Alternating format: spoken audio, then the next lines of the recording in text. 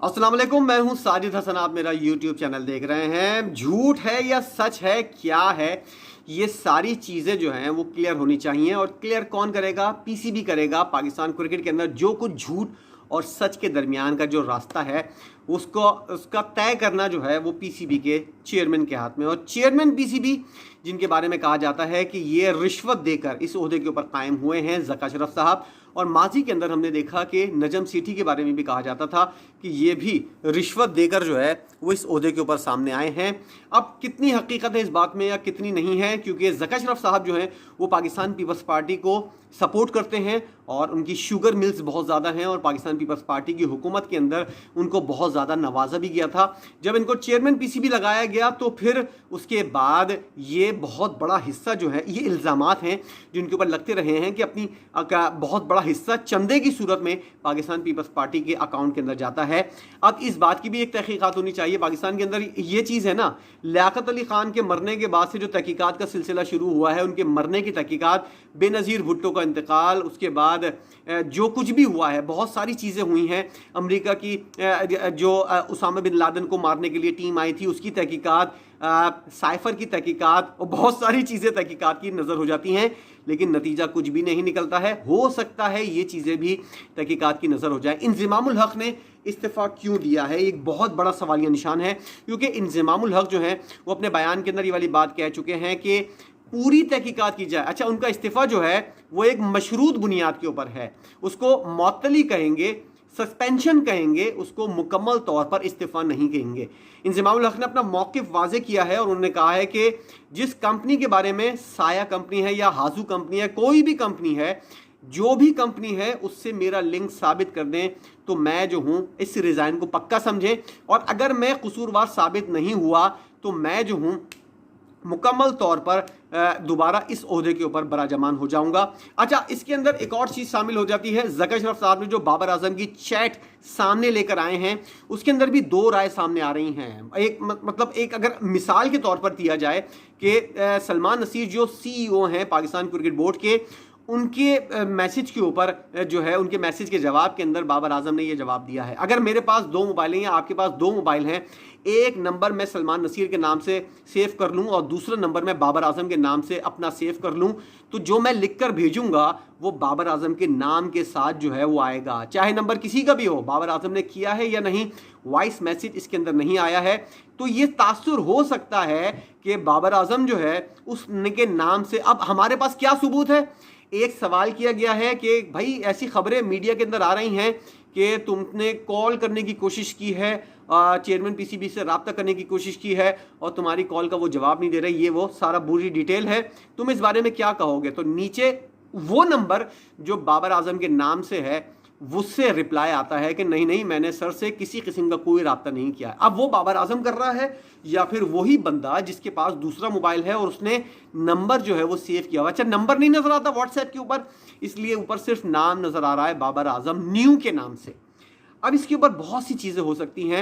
लोग ये वाली बात कर रहे हैं कि भाई बाबर आजम ने ये वाली बात की है या नहीं। जो भी कुछ है, अगर वाकई बाबर आजम की चैट है तो फिर उनकी इजाज़त के बगैर ये एक बहुत बड़ी घटिया हरकत है जो चेयरमैन पीसीबी ने की है, और घटिया हरकतों के अंदर वो बहुत ज़्यादा मशहूर है। 2011 से लेकर अब तक नजम सेठी, ज़का अशरफ, नजम सेठी, इस तरह की घटिया हरकतों के अंदर दोनों इन्वॉल्व रहे हैं।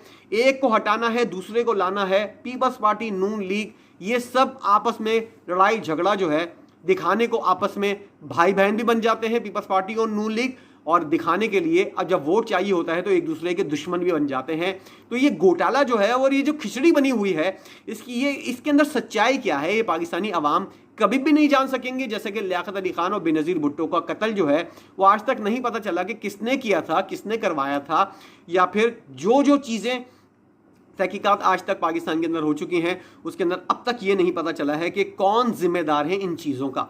इसलिए एक और तहकीकाती कमेटी बैठेगी, उसके अंदर 5 रुकनी कमेटी है जो इंज़िमामुल हक़ से के बारे में तहकीकात करेगी। उस कमेटी को ज़रूरी नहीं है कि इंज़िमामुल हक़ को तलब भी करे, वो इन तमाम तर चीज़ों का जायज़ा लेगी। अच्छा, जिस कंपनी के बारे में बताया जा रहा है उसके अंदर बहुत से लोग शामिल हो गए हैं। अब बाबर आजम भी उसके शेयर होल्डर हैं, फ़खर जमान भी उसके शेयर होल्डर हैं, और 2-3 लोग और हैं। 5-6 लोग जो हैं वो इस कंपनी के शेयर होल्डर के तौर पर सामने आए हैं। अब क्या होगा? तहकीक होगी और उसके अंदर इंज़मामुल हक के भाई इंतज़ारुल हक भी उस कमेटी के शेयर होल्डर है। हो सकता है कि अपना फ्रंट मैन जो है इंज़मामुल हक ने अपने भाई को बनाया हो और बरमला आकर मीडिया के अंदर ये वाली बात कर दी हो कि मेरा इस कंपनी से कोई ताल्लुक नहीं है, फ्रंट मैन तो आपका भाई है। मफादात का टकराव, वो कंपनी जो है वो एजेंट्स फराम करती है खिलाड़ियों को, और उस कंपनी से अगर कोई मुआहदा कर ले तो इंज़मामुल हक जो चीफ सेलेक्टर हैं, ये मफादात का टकराव किस तरह होता है। इंज़मामुल हक उस कंपनी के मालिक भी हैं।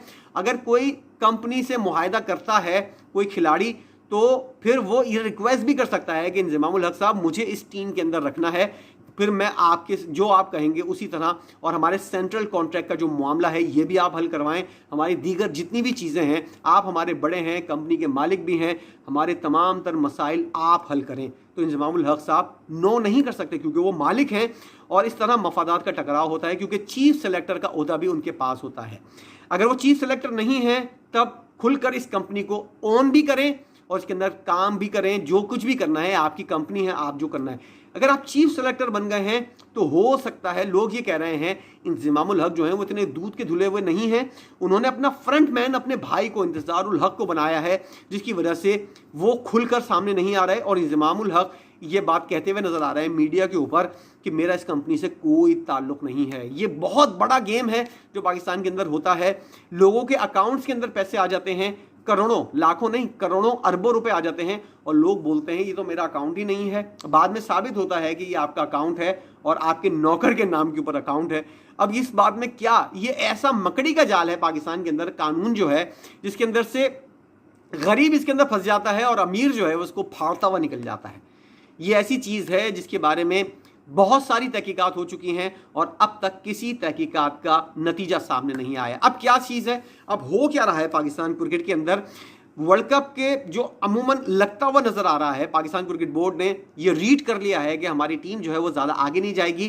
क्रिकेट बोर्ड जो है इस वर्ल्ड कप के हारने की जिम्मेदारी जो है ज़का अशरफ एंड कंपनी जो है वो खिलाड़ियों और चीफ सेलेक्टर के ऊपर डालना चाह रही है, और खिलाड़ी और चीफ सेलेक्टर जो हैं वो क्रिकेट बोर्ड के ऊपर डालना चाह रहे हैं।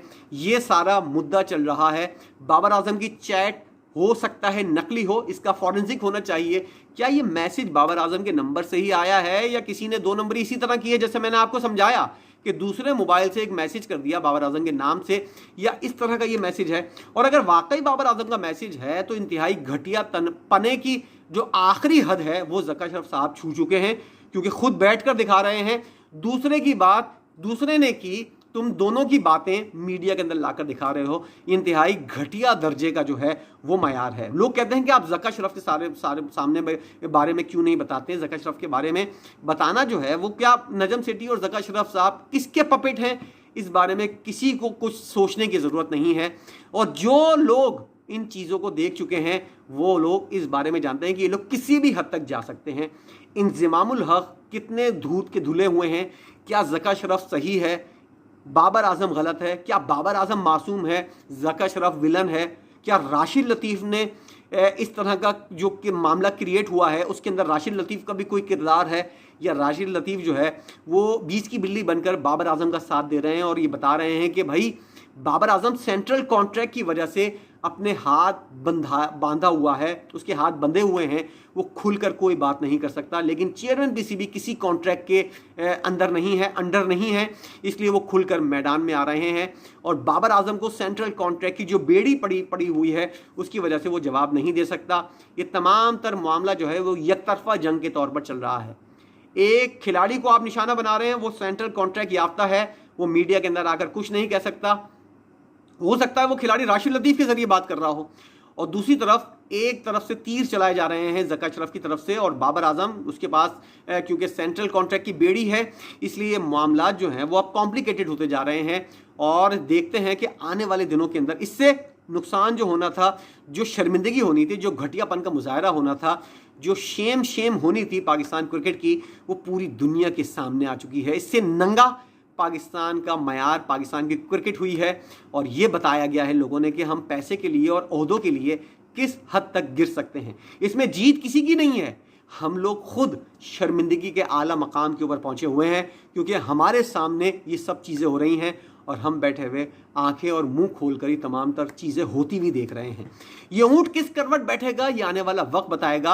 हो सकता है ये ऊंट किस करवट बैठे हमको पता भी ना चले, क्योंकि बहुत सी चीज़ें पाकिस्तान में होती हैं जिनके बारे में कुछ पता ही नहीं चलता और मामला कारपेट के नीचे जैसे कचरा छुपाया जाता है उसी तरह छुपा दिया जाता है। ज़का अशरफ के पास एक हफ्ता है, मुश्किल से अगले हफ्ते शायद वो इस पोजीशन के ऊपर ना हो, क्योंकि इंतखाबात की जो तलवार है उनके सर के ऊपर लटक रही है और उनको लाजमी तौर पर इंतखाबात करवाने हैं। अगर नहीं करवाए तो फिर नजम सेठी जैसे फारिग हुआ है वैसे ये भी फारिग हो जाएंगे और कोई नया चेयरमैन आएगा वो इंतखाबात करवाएगा।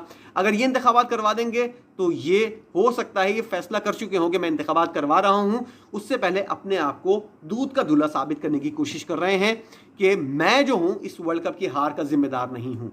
ये पूरी कहानी आपकी समझ में अगर नहीं आई है तो कुछ दिन और इंतज़ार कीजिए, वीडियोस बनती रहेंगी, हम आपको मालूमात फराहम करते रहेंगे और क्या पेंडोरा बॉक्स के अंदर से कुछ कुछ निकलेगा ये सारी चीज़ें आप लोगों के सामने आती रहेंगी। अब तक की जो पूरी पोजीशन है, जो सूरत हाल है, इस पर आपकी क्या राय है ज़रूर बताइएगा। वीडियो देखने का बहुत शुक्रिया।